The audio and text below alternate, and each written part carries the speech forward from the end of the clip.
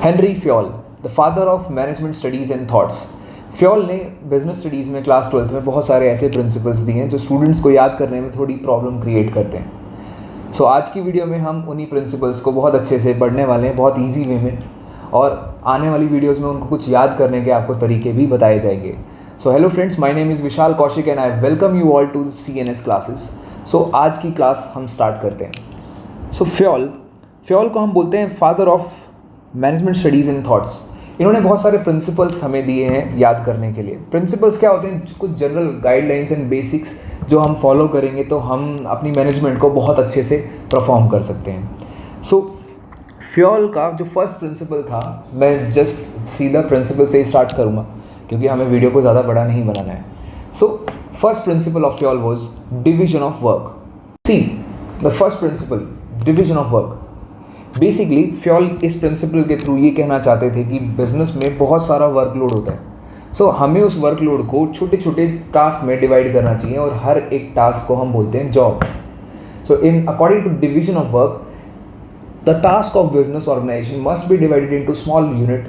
Each unit is known as job. और job जो है वो असाइन होनी चाहिए to the person according to their capabilities and abilities. और अगर एक जॉब एक पर्सन को दी जाए तो उसमें वो स्पेशलाइज हो जाएगा, और स्पेशलाइज होने के बाद जो एफिशिएंसी है और इफ़ेक्टिवनेस है वो बहुत अच्छे से इंक्रीज़ होती है।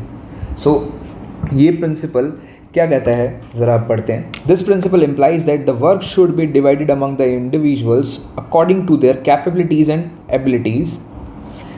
Every employee should assign only one type of work which leads to specialization among them. So main key points जो आपको division of work में याद रखने हैं वो है work should be divided into smaller unit. Each unit is known as job, and job must be assigned according to the capabilities and abilities of a person. If the one job is assigned to a particular person, it will leads to specialization. देखिए, अगर मैं एक काम को रोज़ करता रहूँगा तो उसमें स्पेशलाइज्ड मैं ज़रूर हो जाऊँगा। तो ये मेन मोटिव है हमारा डिवीजन ऑफ वर्क का। नेक्स्ट जो प्रिंसिपल है हमारा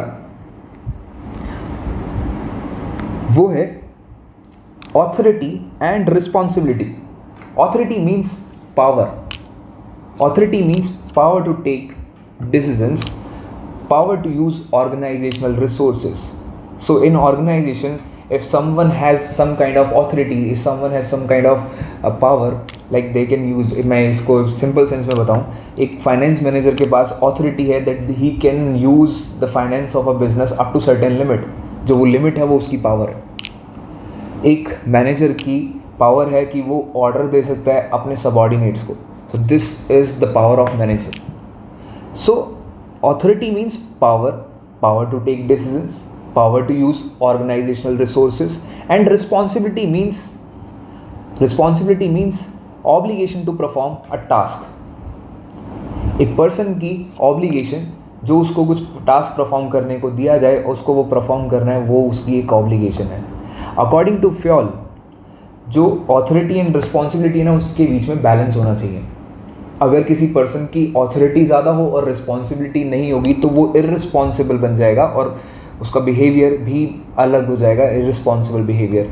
हमने स्पाइडरमैन मूवी में भी एक डायलॉग सुना था अंकल बेन का, with the great power comes great responsibility. So वो ये इस प्रिंसिपल से बहुत अच्छे से रिलेट किया जा सकता है। Authority means power, responsibility means obligation. So according to Fayol there must be a balance between authority and responsibility. Authority ज़्यादा होगी तो इररिस्पॉन्सिबल बिहेवियर बनेगा, और रिस्पॉन्सिबिलिटी ज़्यादा होगी तो आप कभी भी, ऑथोरिटी कम रिस्पॉन्सिबिलिटी ज़्यादा, तो आप कभी भी अपना टास्क टाइम पे कंप्लीट नहीं कर पाएंगे।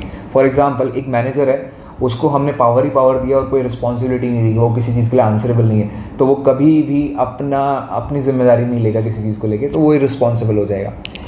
एक एम्प्लॉई है, उसको हमने, मान लीजिए एक मार्केटिंग मैनेजर है, हमने उसको बोला है कि उसकी ऑथोरिटी में 10 लाख रुपीज़ तक का फ़ंड यूज़ करने को उसको अलाउ किया हुआ है कि जब भी कभी आप एडवर्टीज़मेंट करो आप 10 लाख रुपीज़ तक का फ़ंड यूज़ कर सकते हैं। तो आज तक वो ऐसे ही करता रहा था, और सडनली उसको बोल दिया गया कि इस बार 10 एडवर्टीज़मेंट 20% मतलब आपको डबल करनी है। बट उसकी जो ऑथोरिटी है उसको हमने इंक्रीज़ नहीं किया, 10 लाख से ज़्यादा का फ़ंड यूज़ करने को उसको नहीं दिया गया। सो अब उसकी ऑथोरिटी 10 लाख तक का फंड यूज़ करना है, बट इस बार काम उसको ज़्यादा करना है, रिस्पॉन्सिबिलिटी ज़्यादा आ गई है, तो वो कभी भी काम टाइम पे और अच्छे से कंप्लीट नहीं कर पाएगा. So if we are increasing the responsibility, we must increase the authority, and if we are increasing the authority, we must increase the responsibility also. So authority and responsibility के बीच में balance होना चाहिए according to Fayol, और होना भी चाहिए. Discipline. देखिए, एक ऑर्गेनाइजेशन में जब तक डिसिप्लिन नहीं होगा तो उधर काम करना बहुत मुश्किल होगा. Like discipline means some rules and regulation. एक ऑर्गेनाइजेशन में कुछ रूल्स एंड रेगुलेशंस होने चाहिए, वो हर एक को फॉलो करना चाहिए, चाहे वो टॉप लेवल मैनेजमेंट हो, चाहे वो मिडिल लेवल मैनेजमेंट हो, चाहे वो लाइन मैनेजमेंट हो. So discipline means a kind of code of conduct, rules, regulation which employment agreement should follow, which employees should follow. इसकी केस स्टडीज़ बेटा कैसे आती है, ज़रा ध्यान से सुनना. इनकी जो केस स्टडीज़ होती है ना, इसके मेन की पॉइंट्स होते हैं. सबसे पहला पॉइंट आपको डिसिप्लिन में याद रखना है कि डिसिप्लिन तब होगा जब एक अच्छा मैनेजर हर लेवल पे होगा. So there must be one good manager. That manager must be honest, that manager must be hard working. First thing, case study में आपको कभी मिले कि मैनेजर का रिस्पॉन्सिबिलिटी है, वो मैनेजर का जो बिहेवियर है वो एरोगेंट है, he is not a good manager, तो that means he is violating this principle, discipline. तो फर्स्ट पॉइंट याद रखना है, good manager at all level. Second point आपको याद रखना है कि meeting commitments at all level और एम्प्लॉयमेंट एग्रीमेंट को पूरी तरह से ओबे करना. इसका एक एग्जांपल देते हैं. मान लीजिए एक ऑर्गेनाइजेशन में वर्कर्स और मैनेजमेंट के बीच में डिस्प्यूट चल रहा है. Workers are demanding for higher wages and management is demanding for more productivity. So यहाँ पे इन दोनों के बीच में एग्री ये हुआ कि अगर वर्कर्स है ओवर टाइम करके मैनेजमेंट का बिजनेस का प्रॉफिट इंक्रीज़ करेंगे तो हम उनकी वेजेस को इंक्रीज़ कर देंगे या सेटिस्फैक्ट्री अमाउंट ऑफ बोनस देंगे. यहाँ पे वर्कर्स ने अपना काम अच्छे से किया, ओवर टाइम किया, और जब एट द एंड रिजल्ट अच्छा है तो मैनेजमेंट डिनाई कर गया कि हम आपको कोई बोनस नहीं देंगे. सो यहाँ पे एक कमिटमेंट्स का ब्रीच हुआ है. सो अगर ऐसे कमिटमेंट्स का भी ब्रीच हो तो ये भी डिसिप्लिन का ब्रीच माना जाएगा. एम्प्लॉयमेंट एग्रीमेंट का ब्रीच हो तो भी डिसिप्लिन में ब्रीच माना जाएगा. और एक मैनेजर अच्छा लेवल, हर एक लेवल पे एक अच्छा मैनेजर नहीं है तो भी ये डिसिप्लिन का ब्रीच माना जाएगा. सो डिसिप्लिन में से रिलेटेड ये 3 पॉइंट ही आते हैं केस स्टडीज़ में. होप आपको क्लियर हो गया होगा. Unity in command. सी, अगर आप भी अपने ऊपर एक पॉइंट लेके देखिएगा, अगर आपको आपके मदर और फादर एक ही टाइम पे दो अलग अलग काम बोल देंगे तो आप भी कंफ्यूज हो जाओगे, राइट.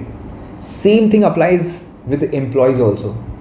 एक ऑर्गेनाइजेशन में अगर एम्प्लॉयज़ को ऑर्डर देने वाले 2 बॉस हैं सेम टाइम पे तो कंफ्यूज हो जाएंगे किसका काम पहले करे.